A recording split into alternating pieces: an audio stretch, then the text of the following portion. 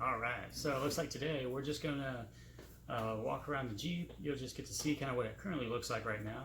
Um, and I'll actually show you a little bit later on how I fixed up the interior, the floors, the floorboard, the pans. That was a fun project. Took a few weeks.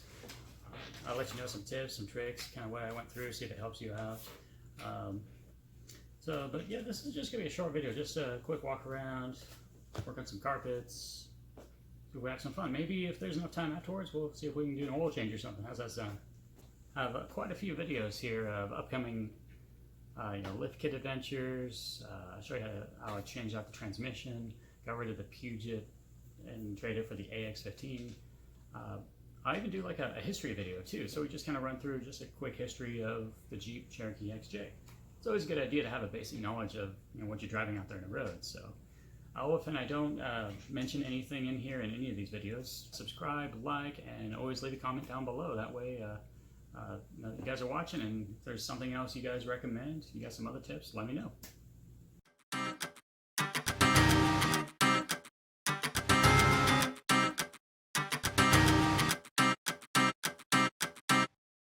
There it is. Got our Jeep Cherokee. 1989. Couple of quick specs here. I've owned it for about 14 years. See here. It's getting kind of up there in miles. No real damage or anything really. I'm out there like 227? Yeah, about 227,000 miles or so. Pretty much everything's in there. Not really missing any kind of components. Let's see here. Of course, it's got the straight 6, 4.0. Open that up here. Pretty basic. Battery, engine, all that good stuff. Renix edition. This is nice. Renix engine management system. I thought about doing the whole HO conversion, but man, all that work, I got to rip apart the intake, exhaust, all that, power steering playing with, and I don't know. You only get 13 more horsepower out of it. I don't know. Maybe I'll wait till this motor blows or something and upgrade it then. Oh, I do have a lift kit, or sort of a lift on it. The front, I ended up with about 4.5 inches when I finally put it together, and the back got like 4.25. So it's like a 1/4 inch higher in the front, but it's okay. I'm actually building a sort of heavy bumper here. This is the beginnings of it. It's just ran out of welder wire and going back with a stick to finish up the inside. Build a little skid plate around this underneath to see if I can get some air to go underneath it. Maybe won't be pushing the air as much, but I did upgrade the transmission along the years. I started off with a Puget, the BA French design. Now I'm working with the AX15. It's pretty good. A little bit of oil leak, but I guess all Jeeps do have one, and couldn't be happier with that transmission now. That'll actually be a separate video. I'll show you how I transferred all of that around. Actually took a little bit more than just swapping them out. Let's see what else here. And I'll probably have another separate video about just lift kit and just show you what that took. That was pretty fun. It's pretty straight, there's no real damage other than the doors, actually. The fenders, the doors, they're doing this whole thing, smashing into each other, and it's gonna be fun to fix one of these days. The whole separating out the hinge thing. I know they got kits to fix this. I just haven't had time to get in there. It's looking pretty bad on that one. Yeah, the other door's doing it too. I've been trying to upgrade a few things here and there. I got the window, got this wing window, cigarette window, whatever you call it. Works great. Get some extra air, and it has the lock where it actually works too. A lot of these, the lock doesn't work, and then you can just push it right open. But this one, yeah, you can't get in there. It's all good. Oh yeah, everything's all manual too. Manual as we can be. Manual crank, manual locks, manual transmission. You gotta work in a headliner one of these days too. You know what that means? It's another video. Alright, so I actually just finished doing all of the interior, well, all of the flooring interior. I gotta vacuum again, but yeah, you should have seen it before. I'll show that to you in a minute, but look at this. I got brand new taillights, nice and shiny again. As soon as I got these all set up brand new, I went and had some damage here. You can see that. I actually started chipping up my, it didn't chip it yet, but oh, I guess it did. Look at that. It broke off the little corner of my light. Funny story about this. Notice I got one lift arm, or hydraulic, whatever you call it. Yeah, I had that one on there, and then this one decided to just break off. Yeah, that's gonna be fun to fix. Get the reverse tab out. But yeah, let me tell you how I did the whole inside. I'll show you that. It's a whole nother story.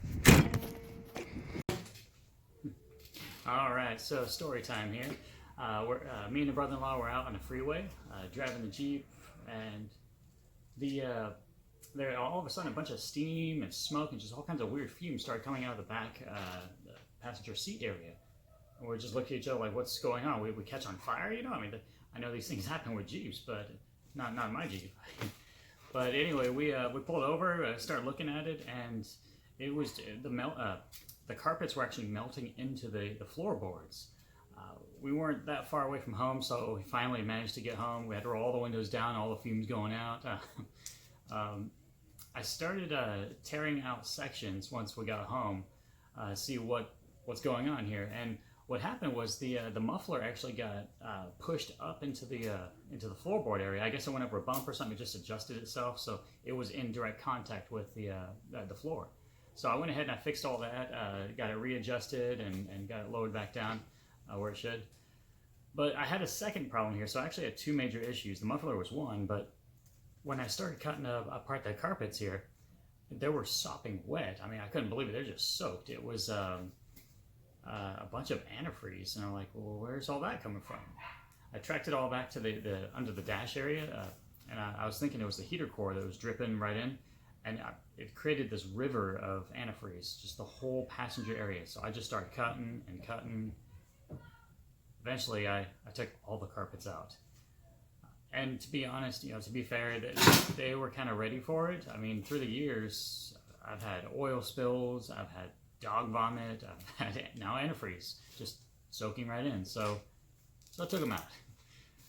And once you go this far, I mean, you really got to keep going. I mean, I found a few holes, of course, you'll see here. And I started patching them up, break out the welder, and now's a good time. Hey, let's put in a good anti-rust corrosion inhibitor.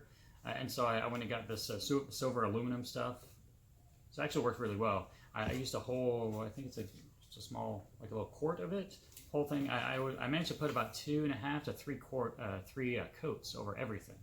So once we finally did all the rust repair, fixing some holes, welding it back together, there's a pretty good, decent hole over by the brake pedal, the clutch area, so I got all that fixed up. Yeah, so we put in a couple of coats of the rust inhibitor, and I thought, while I'm down here, I know everybody says, let's go Rhino line, just Rhino line everything. It's a Jeep, right? But I want my Jeep to be quiet. I want it to be like no noise. When I turn up the radio, I want to hear the radio, not the rattling in the back. It's like you're driving a tin can full of marbles or something. So I went ahead and put in some insulation. Now I didn't have a whole lot of money, so I honestly got the cheapest stuff I could find. I just went to Amazon, and I'm actually pretty impressed with this stuff here. I mean, it actually worked out really well. You just take your time. It took me a few hours. I just kind of cut and tape it, and it went in really well. After that, again, I went cheap. I wanted to get my carpets back, some new carpets this time, so I went over to Rock Auto, and I just got their basic, just the generic carpet. And I didn't know until I was ordering, but there's actually two different types, two different sections of carpet you can get. You can get the front carpet for just the front passenger area, and then there's a cargo carpet area. And so I just got the front carpet, put it all in, and it's working out well. It's super happy, or I'm super happy with it. It's just nice and quiet. There are no more heat issues. The leak was actually under the hood, and it was spraying inside, so I got super lucky there. I thought it was going to be the heater cord. I had to rip apart the dash, but it's working out really well. So yeah, I think this video is actually getting a little long. I don't know if we have enough time for oil change yet. I did get the filter. I got the oil. I figure while we're up there, we'll do a oil pan gasket too. Make it a nice oil fluid video. So, all right. Well, I guess we'll go ahead and do that one later. But be sure to leave a comment down below if there's something I forgot, or if there's any other questions you had about the process I went through. And like and subscribe to see some future videos, mostly about my Jeep.